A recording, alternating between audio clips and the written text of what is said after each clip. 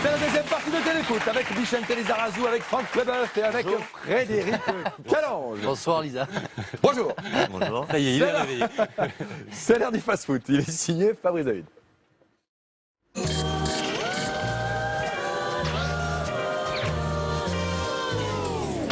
Vahid Halilhodžić et la sélection algérienne viennent de l'apprendre. Le fast-foot commence. 20 ans, le bel âge, au Festival Espoir de Toulon. L'anglais Ward Prowse inscrit un coup franc chirurgical. Ambiance de folie pour le match Serbie-Jamaïque.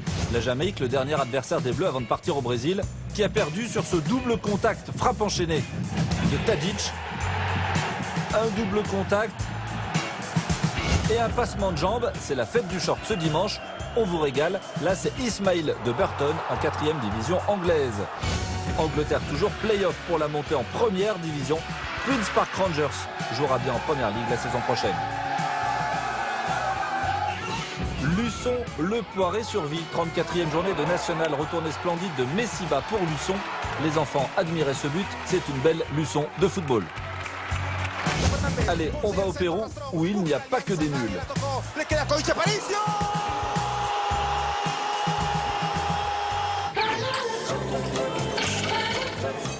Les supporters du FC Junior fêtent le titre de champion de Colombie, sauf qu'ils ne sont pas champions. En fait, ceux de l'Atlético Nacional leur ont fait une blague. Ils ont diffusé une fausse info sur les réseaux sociaux, disant que leur équipe du National avait perdu son match sur tapis vert et que donc Junior était champion. Et c'était pas vrai. Au final, c'est bien l'Atlético qui est champion. Allez, clin d'œil au championnat de Ligue 1.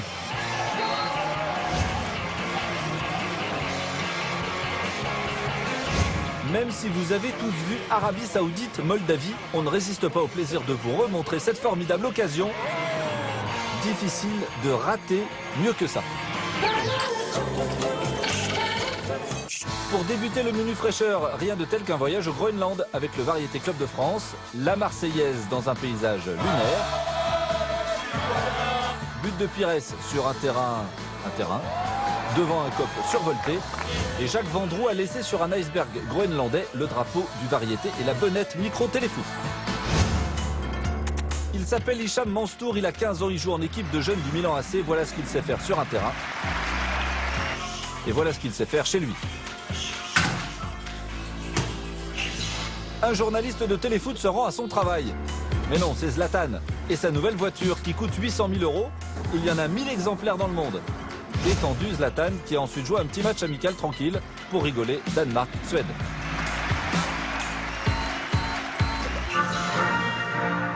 Ah, vous avez raison, ce n'est pas du tout l'hymne de la Macédoine. Les joueurs macédoniens ne comprennent pas. Erreur d'hymne. Gênant quand même. J-14 avant le premier match des Bleus durant lequel on l'espère. Les gants de Hugo Lloris ne seront pas trop sollicités en attendant. Vous pouvez les gagner. Bonjour, c'est Hugo Lloris. Aujourd'hui, c'est moi qui fais l'addition de Fast Foot avec mes gants. On dirait les man Casimir. Et voilà les gants. Ça vous va pas du tout. Non, pas du tout. Je suis pas crédible. Téléfoot.fr pour les remporter. En tout cas. Ce sont des gants, pas des dents, des gants qui donnent du courage. C'est l'un des gardiens les plus courageux de la première ligue. Ouais. Ouais. Je vous le dis. Ah si, je vous le dis. Je vais les prendre pour mon fils, il s'appelle Hugo. Un bonus ? Un bonus, un cas d'arbitrage. Regardez cette séance de tir au but entre les Maldives et l'Afghanistan avec ce joueur des Maldives qui trébuche. Il se relève et marque.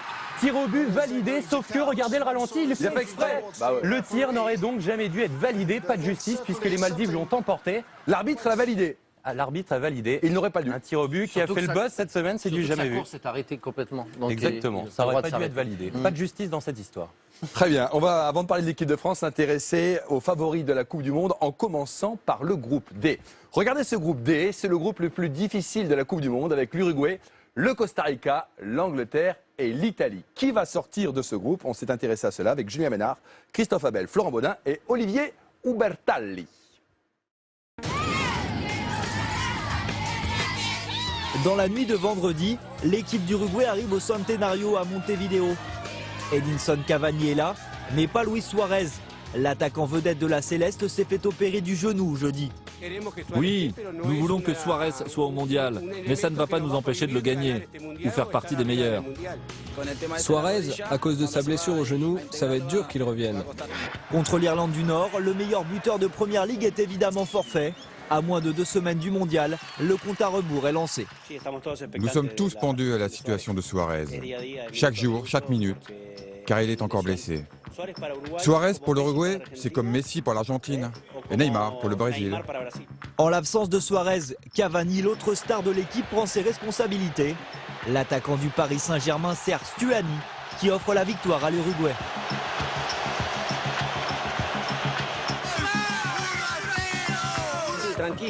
On est tranquille, pas trop stressé. On sait qu'on doit encore corriger beaucoup de choses et en améliorer d'autres. Et cela prend du temps. Alors ça nous rend un peu nerveux. C'est dur car il nous manque Suarez qui est notre meilleur joueur depuis plusieurs années. Oui, c'est difficile, mais si Suarez n'est pas prêt, l'Uruguay ne jouera pas à 10. Dans le groupe de la mort avec l'Angleterre, l'Italie et le Costa Rica, l'Uruguay espère désormais le retour de Suarez, qui figure en tout cas dans la liste des 23.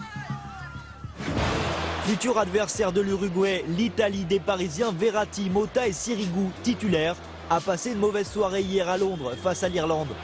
Dès le début du match, Montolivo, le capitaine, se blesse et sort sur civière. Victime d'une fracture, sa Coupe du Monde se termine avant même d'avoir commencé. Peu d'occasions durant la rencontre, le but d'Immobilier est refusé pour hors-jeu. Sans Balotelli laissé sur le banc, la squadra ne marque pas. Mais l'incorrigible Balotelli s'est tout de même signalé cette semaine en taclant l'équipe d'Angleterre qu'il retrouvera au Mondial. Je ne considère pas l'Angleterre comme une équipe qui peut gagner la Coupe du Monde. Ils ont quelques bons joueurs, mais ce ne sont pas vraiment des rivaux pour nous. Devant Wembley, à Londres, quelques minutes avant le match amical de l'Angleterre contre le Pérou, les déclarations de Mario Balotelli sont évidemment arrivées jusqu'aux oreilles des supporters. Balotelli n'est pas connu pour son intelligence, n'est-ce pas? Donc bon... Au pied de la statue de Bobby Moore, champion du monde en 1966, certains se prennent même à rêver, malgré un groupe très difficile. On va aller en demi-finale et on jouera le Brésil en finale. Si on arrive en demi-finale, ce sera un bonus. S'ils ne passent pas la phase de groupe, ils vont se faire massacrer en rentrant à la maison. Et face au Pérou, l'Angleterre et son attaque Welbeck, Rooney, Sturridge n'a pas vraiment besoin de forcer pour prendre l'avantage. L'attaquant des Reds de Liverpool ouvre le score à la 30e minute d'une frappe splendide. C'était un beau but. Mais bon, le but, c'est pas important. Ce qui compte, c'est l'équipe. Vraiment l'équipe. Je n'en rajouterai jamais assez à ce sujet. C'est tout ce qui m'intéresse. Nous avons besoin de voir nos attaquants réaliser ce genre de choses. Et c'est ce qu'il a fait ce soir. L'Angleterre déroule face à des Péruviens fatigués qui font office de sparring partners. Cahill puis Jagielka, les deux défenseurs centraux, ajoutent de nouveaux buts. 3-0 score final. On est concentré sur ce qu'on fait, on est impatient, on a une bonne équipe et on a hâte que ça commence. Vous le savez, ça va devenir de plus en plus compliqué. Donc il faut qu'on continue de s'améliorer. Mais dans cette équipe rajeunie où la bonne humeur règne, un point d'interrogation persiste. Wayne Rooney. Je pense personnellement que Rooney est complètement surcoté. Il est fait pour être un joueur de niveau international, mais je ne l'ai jamais vu à ce niveau-là et je suis fan de United. Quelques sifflets vendredi soir à sa sortie après un match très moyen. L'Angleterre attend beaucoup plus de la grande star de Manchester United. Alors on va le revoir ce groupe D à l'antenne et la question elle est très simple, Bichente et Franck. Dans ce groupe, qui va passer à la trappe? Et dites pas le Costa Rica. Angleterre. Angleterre. Moi j'ai l'impression que l'Angleterre n'est jamais animée par quelque chose de sacré. On a l'impression que les clubs sont plus importants pour les joueurs que l'équipe nationale. À chaque fois ils ont des bonnes équipes, des bons joueurs, mais voilà, il ne se passe rien avec l'Angleterre, donc voilà, je dirais l'Angleterre. Franck? Moi je vais aller chercher la grosse cote, je pense que sur l'Italie, je pense que Passer à la l'Italie... trappe? Ouais. Alors qu'on les voit toujours s'en sortir à toutes les Coupes du Monde, là je les... Finaliste de l'Euro, du dernier Euro. Ouais, mais ils ont perdu là, ils perdent leur capitaine, il y a Balotelli qui se permet de faire des remarques. Je pense que, ouais, je sais pas, je le sens comme ça. D'accord. Donc je vais me planter. Non, mais si tu le sens, vas-y, dis-le. Vous prêchez un convaincu parce que Christian est d'accord avec vous. Moi, je suis comme Bichente, l'Angleterre. Moi, j'adore Cesare Prandelli, mais je pense effectivement que l'Italie va être en grande difficulté. Ben voilà. On verra bien. 2 contre 2. On ressortira les magnétos dans 3 semaines. En tout cas, l'une des questions de cette Coupe du Monde est de savoir si l'Espagne, qui a gardé son titre de champion d'Europe, peut conserver son titre de champion du monde. Christophe Abel, Julien Ménard et Florent Baudin se sont posé la question. Double championne d'Europe et championne du monde en titre, la sélection espagnole peut-elle réussir un exploit historique et remporter une deuxième Coupe du Monde d'affilée? Il faut avoir confiance en eux, ils sont très forts, mec. Encore une fois? Ah, ce serait égoïste. Il faut en laisser un peu aux autres. On a tout ce qu'il faut pour gagner le mondial de nouveau cette année et gagner la deuxième étoile. Confiants les supporters? Pas tous, car depuis son sacre européen en 2008, l'Espagne n'a quasiment pas évolué. Arriver à la finale, oui, mais d'ici à la gagner, ça me paraît compliqué. Je ne crois pas. Pourquoi? Je ne crois pas parce que les joueurs ont vieilli et ça risque de peser un peu. Et pourtant, ce sont bien les cadres qui vont permettre à l'Espagne de s'imposer face à la Bolivie. Fernando Torres, plus de 100 sélections, ouvre le score sur pénalty. Il fera partie de la liste de Del Bosque pour le Brésil, tout comme l'incertain Diego Costa et David Villa. Surprise, pas de Llorente donc, ni de Negredo. C'est Andrés Iniesta qui inscrira le deuxième but. Score final 2-0. Une Espagne vieillissante certes, mais une Espagne toujours aussi séduisante. Les Espagnols se rassurent, mais les Chiliens pas vraiment. À Santiago face à l'Égypte, l'autre Roja du groupe B était mené 2-0 avant de revenir grâce à 3 passes décisives du joueur du Barça Alexis Sanchez et un doublé de Vargas. Le Chili l'emporte finalement 3-2. Avant de se frotter au Chili et à l'Espagne, les Pays-Bas finalistes de la dernière Coupe du Monde affrontent le Ghana hier soir. Jordan Ayew est titulaire, mais c'est un autre attaquant qui se met en évidence, Robin van Persie. Le buteur néerlandais est à la conclusion d'une belle action entre Schneider et Robben. Malgré l'absence de leur joueur le plus capé, Van der Vaart, forfait pour le mondial, les Oranges, avec leur cadre, répondent présents.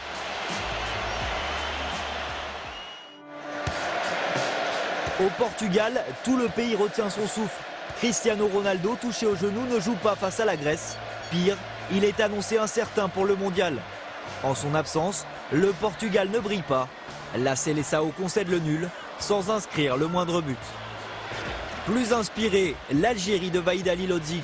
En Suisse, les Fennecs dominent facilement l'Arménie, grâce notamment à cette frappe puissante de Gilas et à la reprise de la tête de Slimani. Score final 3-1. Premier adversaire de l'Algérie lors du mondial, la Belgique est prévenue. Les Fennecs sont prêts. Lui aussi semble prêt pour la Coupe du Monde. Edin Dzeko, l'attaquant de Manchester City, offre la victoire à son équipe contre la Côte d'Ivoire. Un premier but opportuniste du gauche, un second magnifique du droit. En fin de rencontre, Drogba réduit le score sur coup franc. L'Ivoirien marque son 63e but en 102 sélections. Il sera l'une des stars de la Coupe du Monde. La question My Téléfoot, Frédéric. Elle concerne l'Espagne, justement. Regardez, l'Espagne peut-elle conserver son titre de champion du monde? Vous répondez oui ou non sur téléfoot.fr ou sur l'application MyTF1. Réponse à 11h50 sur MyTéléfoot. Messieurs, vous répondez oui ou non? Moi, je dis oui, mais non. Merci de cette analyse. Non, je l'ai expliqué, quand même. Oui, c'est possible, ils ont les qualités, ils ont tout ce qu'il faut. Mais je pense sincèrement que, comme une équipe européenne n'a jamais gagné en Amérique du Sud, et puis que je pense que le Brésil et l'Argentine sont, enfin surtout le Brésil sont gros favoris, ça va être très difficile. Puis gagner 2 Coupes du Monde d'affilée. Nous avons un spécialiste du football espagnol à votre gauche. Non, mais phénomène d'usure. 3 titres majeurs, je pense que le 4e, ça va être compliqué d'aller au bout. Mais je ne les vois pas passer à côté de la compète, donc je le vois dans le carré final, mais pas gagner le titre. Donc oui, mais non. Non, j'ai pas dit oui, mais non. Carré final, mais pas vainqueur. C'est 2 noms. On va maintenant parler du favori de la Coupe du Monde, le Brésil. Le début de la mission de la Seleção a commencé. Essayer de ramener un 6e titre de champion du monde, au Brésil évidemment. La pression est énorme là-bas. Il y a 1600 journalistes qui suivent au quotidien la Seleção. Zinedine Boudaoud, Romain Chemoul.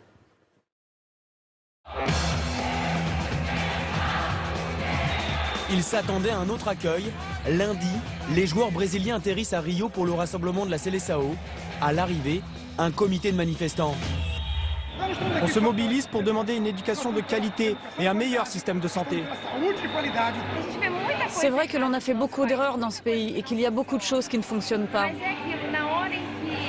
Mais je suis sûre que dès que la Coupe va commencer, le Brésil sera derrière sa sélection, car le pays aime son équipe. Le bus des joueurs bloqué sur une centaine de mètres. Premier accroc de leur préparation. Chacun a sa propre opinion. Si tu crois que tu dois protester pour quelque chose, tu peux protester. Nous, joueurs de la sélection brésilienne, notre métier c'est de jouer au foot et de donner du bonheur au peuple brésilien. Le stage de la Seleção a lieu à Teresópolis, le Clairefontaine brésilien, à 1h30 de Rio. Pour l'occasion, la ville s'affiche aux couleurs oriverdées. Les habitants sont plutôt confiants. Nous sommes brésiliens et nous ne renonçons jamais. On va être champion du monde. Je crois que nous avons 95% de chances de gagner. Le camp de base brésilien est sous haute surveillance. La délégation arrive sous bonne escorte. Hélicoptère de la police en renfort. Les joueurs ressentent déjà une pression particulière.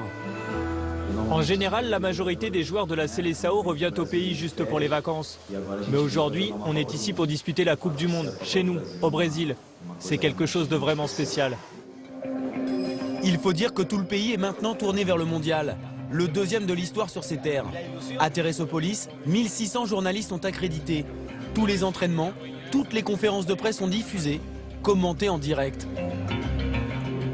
A África do Sul, naquela Copa, unanimidade para o gol da seleção. Sans aucun doute, la Coupe du Monde s'accompagne toujours de beaucoup de pression pour la Seleção, même quand la compétition a lieu loin du Brésil. Mais cette expérience que nous vivons en 2014 va augmenter encore plus cette pression. Pour se protéger, Luis Felipe Scolari a décidé d'isoler ses joueurs. Toutes les séances sont fermées au public. Les habitants de Teresópolis sont encore plus déçus que les autres, car on s'attendait à pouvoir voir les joueurs et la Seleção, mais cela n'arrivera pas. La Seleção a fermé les portes des entraînements au public, mais ça ne veut pas dire qu'elle n'est pas soutenue par les Brésiliens. Si les dirigeants avaient permis leur présence, le centre serait envahi par des milliers de supporters. Au programme, d'abord une remise en forme des joueurs. Musculation, explosivité sont travaillées en atelier. Et les nouvelles sont rassurantes pour Neymar. Le joyau brésilien blessé en fin de saison semble prêt pour le mondial. Il n'a pas seulement progressé sur le plan physique, il a aussi pris de l'expérience en jouant pour le Barça, en pouvant se confronter à des athlètes déjà en Europe et à un autre style de jeu. Bien sûr, pour nous, il est exceptionnel. Le milieu de semaine est marqué par le retour du jeu. Mise en place tactique, mouvements collectifs sont répétés. Comme pour montrer une équipe imperméable à la pression populaire, les Brésiliens s'affichent souriants, décontractés lors d'une séance de foot-volley. Et ils assument leur statut de candidat au titre de champion du monde.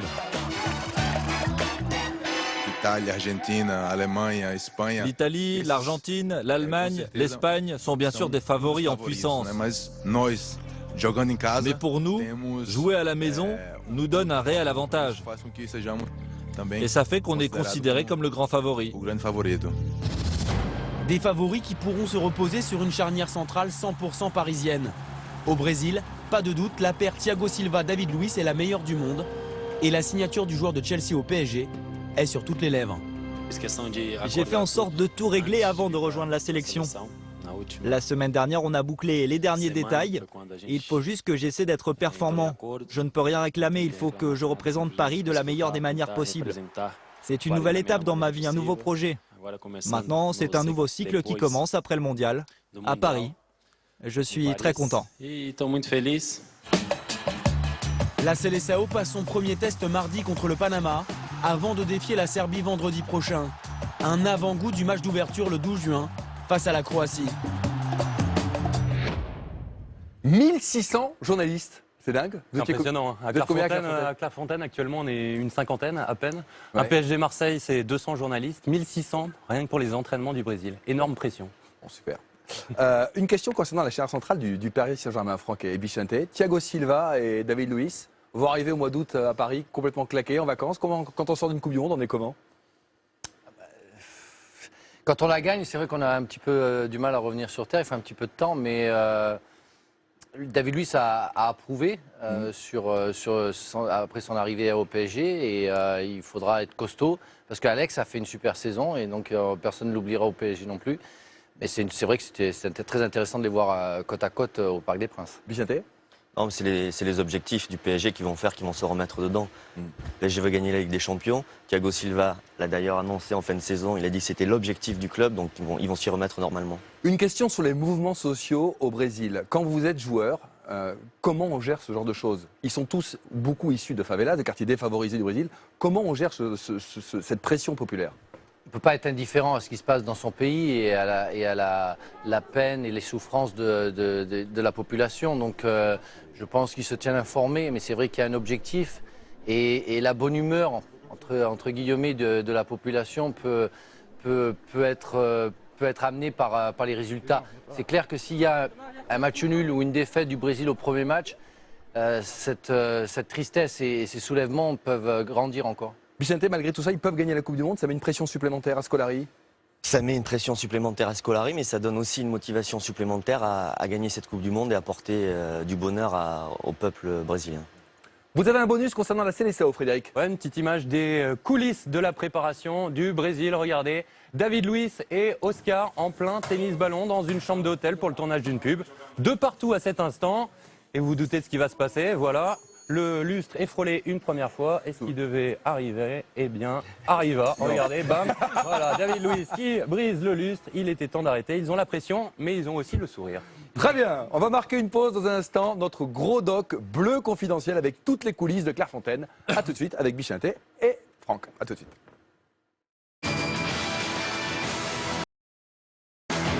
La troisième partie de Téléfoot avec Vicente, Franck et Frédéric. Avant de voir bleu confidentiel, on va faire un point sur le groupe de l'équipe de France avec les adversaires directs. Regardez, les adversaires, il s'agit donc du groupe E avec la Suisse, l'Équateur et le Honduras. Est-ce qu'on va voir le tableau? Oui, non? Il est là, derrière vous. Ah d'accord, il est derrière moi le tableau. Très bien. Suisse, Équateur, France, Honduras. Fabrice a vite fait le point.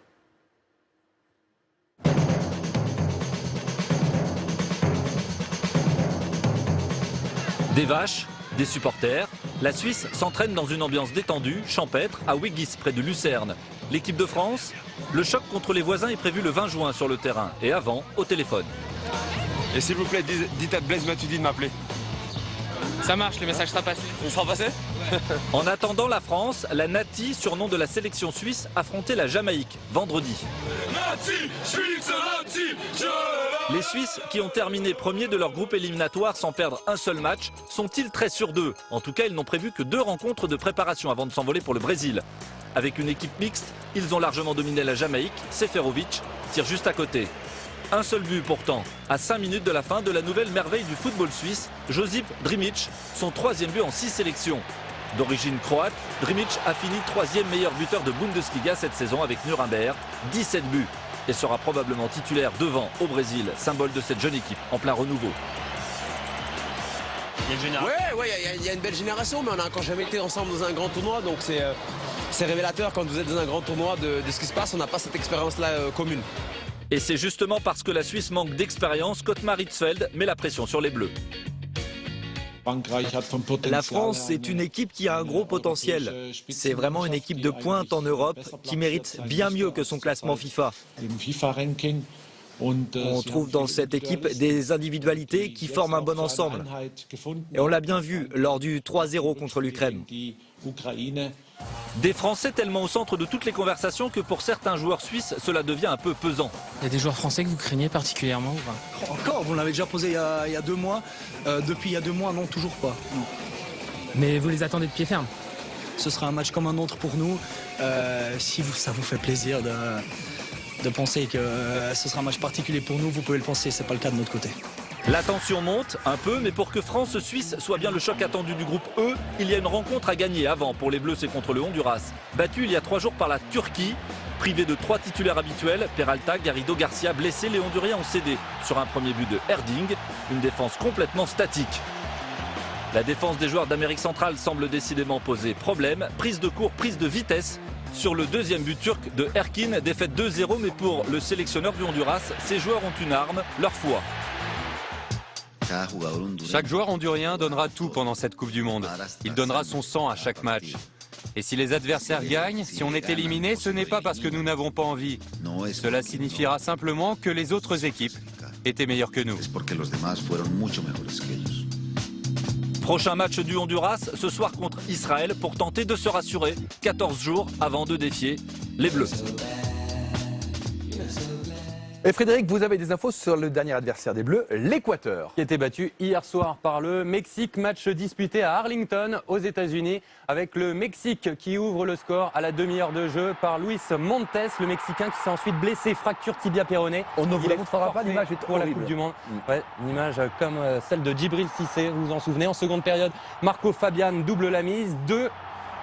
Une belle frappe, 2 puis 3-0. But de Giovanni Dos Santos, l'ancien joueur du Barça, aujourd'hui à Villarreal. L'Équateur réduit le score en fin de match par Ener Valencia, à ne pas confondre avec Luis Antonio Valencia, la star de Manchester United. Défaite des Équatoriens, 3-1, qui disputeront un 3e match de préparation mercredi contre l'Angleterre. Allez, on ouvre, messieurs, notre gros chapitre consacré à l'équipe de France. Faut-il d'abord s'inquiéter pour Franck Ribéry, le dos de Franck Ribéry? Avant de vous écouter, on écoute Didier Deschamps.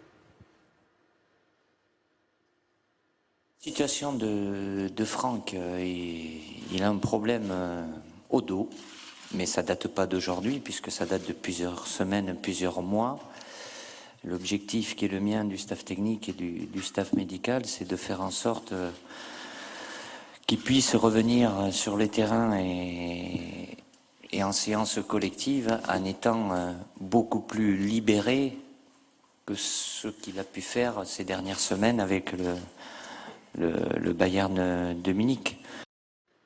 Il a passé des examens hier? Ouais, hier matin, avant de s'envoler pour Nice. C'est un problème qu'il suit depuis plusieurs mois. Il a été opéré au mois de décembre déjà. Bichinté, Franck, ça vous inquiète, le dos de Franck? Ouais, c'est inquiétant. Il va manquer forcément de rythme. Il va avoir forcément un déficit physique. Et c'est un leader d'attaque, c'est un joueur qui est très important. Donc déjà, lui, il va commencer à douter. C'est sa dernière Coupe du Monde, il a annoncé. Donc ça va créer du stress. Ensuite, comme c'est un joueur important pour son équipe, ça peut mettre le doute aussi. Donc il faut qu'il règle ce problème assez vite. Et s'il peut jouer le dernier match, ça serait quand même une bonne chose pour préparer la Coupe du Monde. Franck, est-ce que Antoine Griezmann est un recours crédible au poste de Franck Ribéry s'il venait à ne pas la disputer? Oui, je le crois. Le dernier match contre la Norvège, j'ai beaucoup travaillé défensivement, apporté offensivement. Il a été le premier attaquant dangereux sur ce match-là. Il est une solution à gauche, mais aussi à droite. Donc c'est intéressant. Si Franck devait jouer, il y aurait aussi certainement une concurrence, même si Valbuena était très bon la dernière fois, avec Valbuena. Il y a des options partout. Donc c'est vrai, comme le disait Bichen, c'est un problème de voir Franck blessé, puisque c'est l'élément moteur, ça a été désigné comme l'élément moteur de l'équipe de France. Mais il y a des options et là, il faut s'en réjouir. Une question de spécialiste, la charnière centrale de l'équipe de France. Alors on a le côté gauche de 98, vous en pensez quoi? Vous mettriez qui, vous, Bichinté, en charnière centrale? D'abord, si on écoute bien ce qu'a dit Didier Deschamps, a priori, ça sera Varane-Sakho. Parce qu'il a insisté sur le match retour contre l'Ukraine. Donc je pense qu'il va partir là-dessus. Après, ce qu'il faut mettre en évidence aussi, c'est que celui qui a fait la saison la plus pleine, c'est Koscielny. Varane et Sakho ont eu des petits problèmes de blessure. Sakho a eu des problèmes d'adaptation à Liverpool. Donc il faut en tenir compte. Et c'est vrai que le match de Koscielny était vraiment de qualité, très déterminé. Très déterminé. Franck? On a oublié dans l'option Mangala, parce que Mangala fait un très très bon match, fait une très belle saison et fait un très bon match contre les Pays-Bas. Et là, ça y est, il est relégué 4e. Tu veux compliquer le truc, toi? Tu veux compliquer la question en fait. Non, en fait, je veux me réjouir d'avoir 4 bons défenseurs centraux et que c'est vraiment bien. On disait que c'était le plus gros chantier il n'y a pas longtemps. Et là, on a 4 bons défenseurs centraux. L'équipe probable à suivre, justement, Franck et Bichinté, alignés ce soir avec par Didier Deschamps. 2 changements seulement par rapport à mardi contre la Norvège. Vous le voyez, avec Sagna qui va remplacer Debuchy à droite et Loris qui retrouve sa place de titulaire et son brassard. 3 forfaits, Benzema, Varane et Ribéry. On le rappelle, France-Paraguay ce soir, 21h sur TF1. Alors on en vient maintenant à votre document, Frédéric. Il est superbe. Bleu confidentiel. Vous avez suivi les Bleus toute la semaine à Clairefontaine. Toutes les coulisses. François Hollande, le président de la République, est venu. Et Aimé Jacquet a débarqué à Clairefontaine. Et ça rappelle plein de bons souvenirs. Guillaume Bigot, de la Fédération française de foot, et Freddy Loussier. C'est parti. Une victoire probante face à la Norvège sur le score de 4-0.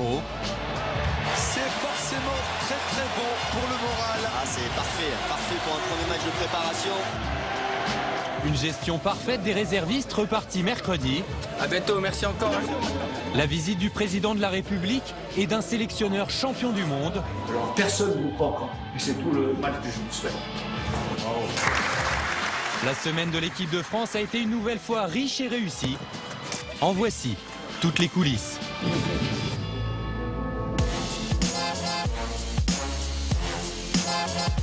Lundi matin, les Bleus quittent Clairefontaine pour la première fois depuis le début de leur stage. Direction Enghien-les-Bains pour la mise au vert, à la veille d'affronter la Norvège au Stade de France. Un Stade de France que les tricolores retrouvent en fin d'après-midi pour la première fois depuis début mars et leur victoire face aux Pays-Bas. Information du jour, Mamadou Sakho sera capitaine le lendemain.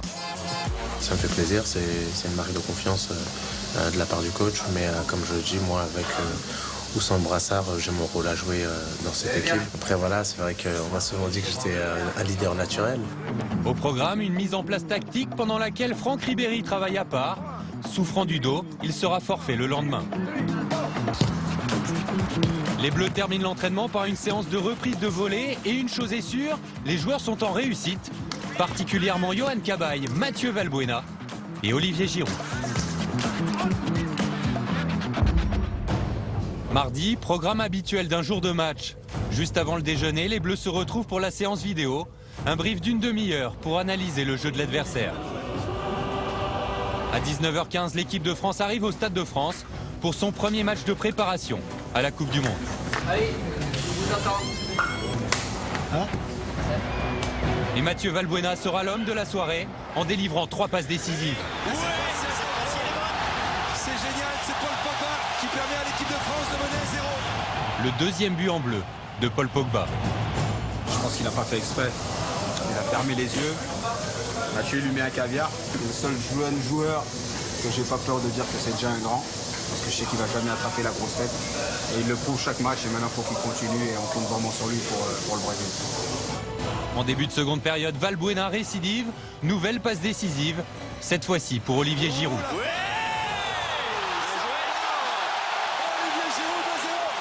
Valbuena désormais impliqué sur 12 des 33 buts inscrits sous l'ère Didier Deschamps.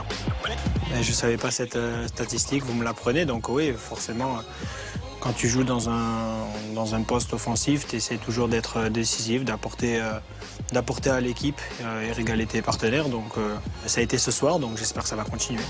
67e minute, sur un superbe service de Mathieu Debuchy, Loïc Rémy, à peine entré en jeu, aggrave le score.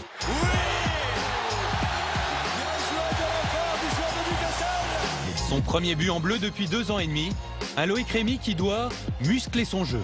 C'est un joueur qui a moins joué que les autres, il a du jus comme on dit, et après il faut qu'il mette un peu plus de détermination dans ce qu'il fait.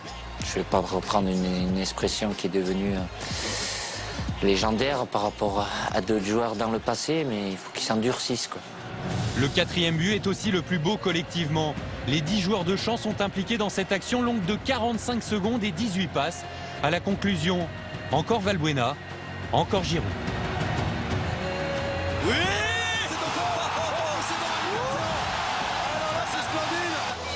Giroud inscrit son 7e but en bleu, son 2e doublé et met un peu de pression sur Benzema, le titulaire du poste. C'est toujours bien de marquer pour un attaquant, c'est positif pour l'équipe de France, pour le sélectionneur, d'avoir plusieurs attaquants à leur meilleur niveau. Autre satisfaction, les 2e sélections réussies d'Antoine Griezmann au poste de Franck Ribéry et de Stéphane Ruffier à la place d'Hugo Lloris. Le Stéphanois savoure son statut de numéro 2. Un sélectionneur a sorti sa liste, c'est vrai que pour moi c'était une déception de ne pas en faire partie. Voilà, même si j'étais dans les 7 réservistes. Voilà, mais aujourd'hui c'est différent. Voilà, aujourd'hui j'y suis, même si j'ai une pensée pour Steve, parce que ce qu'il a eu c'est quand même une grosse blessure et c'est jamais évident. Mais voilà, je suis aussi très heureux de pouvoir participer à cette Coupe du Monde. Une Coupe du Monde qui se prépare pour le mieux. L'équipe de France remporte son premier match sur le score de 4-0.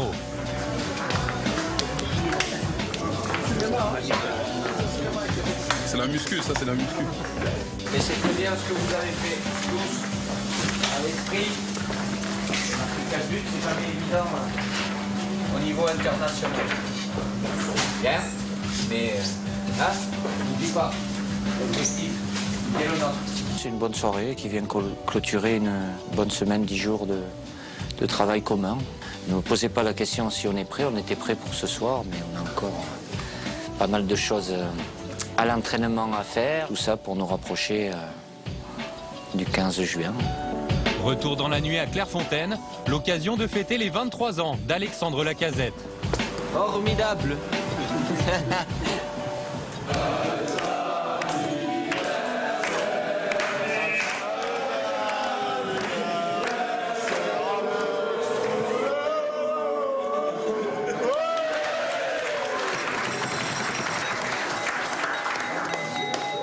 J'espère que vous ferez une belle Coupe du Monde, que vous jouerez bien, vous montrez une belle image et que vous allez régaler comme vous m'avez régalé ce soir. Bravo. Épilogue d'une soirée vraiment parfaite. Mercredi matin, opposition de 2 fois 30 minutes pour les Bleus n'ayant pas joué ou peu joué la veille. Alexandre Lacazette ouvre le score face aux moins de 19 ans du Paris FC. Clément Grenier double la mise d'une balle piquée. Morgan Schneiderlin aggrave le score, 3-0 à la pause. En seconde période, Loïc Rémy, déjà buteur la veille, s'offre un doublé et confirme sa belle forme du moment. 5-0, un match que les jeunes du PFC n'oublieront jamais, malgré la défaite. Après le déjeuner, les 6 réservistes s'apprêtent à quitter Clairefontaine. Michael Landreau, qui a connu cette situation dans le passé, leur rend hommage. Nous qui sommes restés, qui ont eu la chance de rester, on a remarqué franchement leur professionnalisme. Ils ont eu un comportement exceptionnel et je pense que ça leur servira pour eux, pour leur carrière. Et j'espère que je pourrai vite les revoir jouer pour l'équipe de France parce qu'ils le méritent. À bientôt, merci encore. Allez.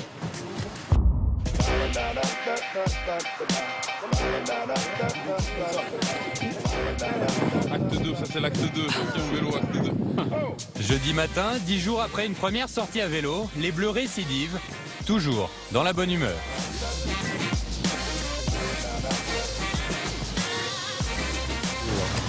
Très heureux. Non, c'est moi qui suis heureux et flatté.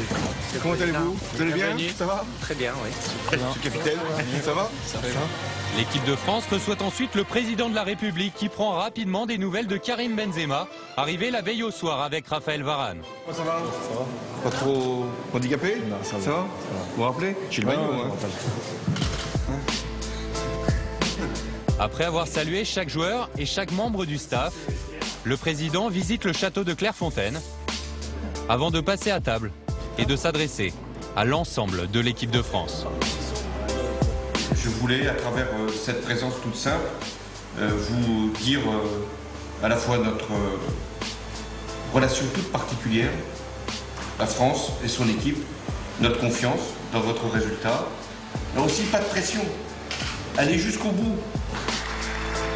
Une visite de plus de 2 heures en compagnie de la ministre des Sports, Najat Vallaud-Belkacem, et du président de la fédération, Noël Le Graët. En fin d'après-midi, retour à l'entraînement.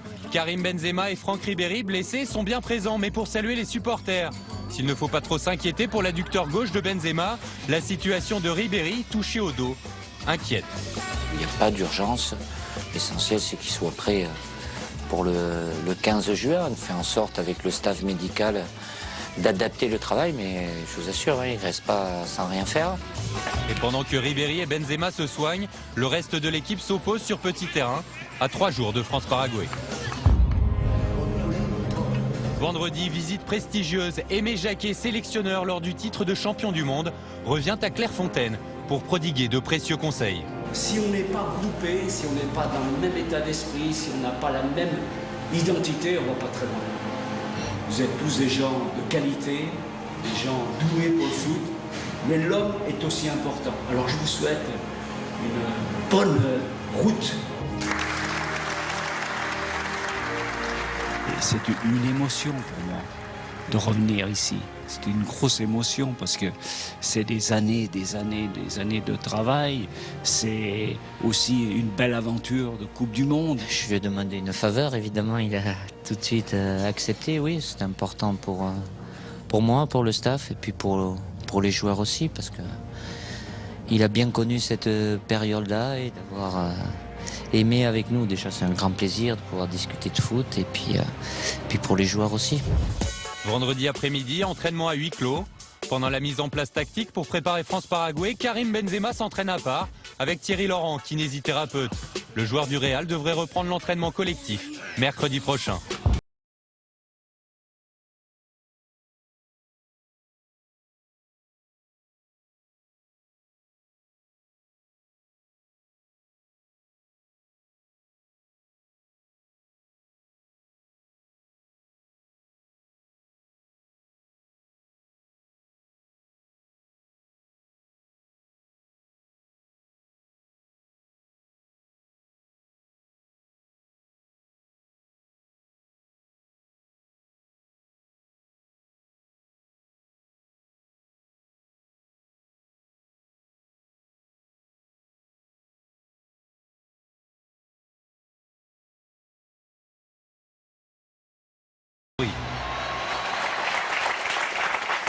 Et pour être complet, une dernière image, la balade de l'équipe de France ce matin à Nice. C'était il y a quelques minutes. On se retrouve évidemment ce soir à 20h45 avec Bichente, Arsène Wenger et Frédéric pour ce match France-Paraguay, deuxième match de préparation.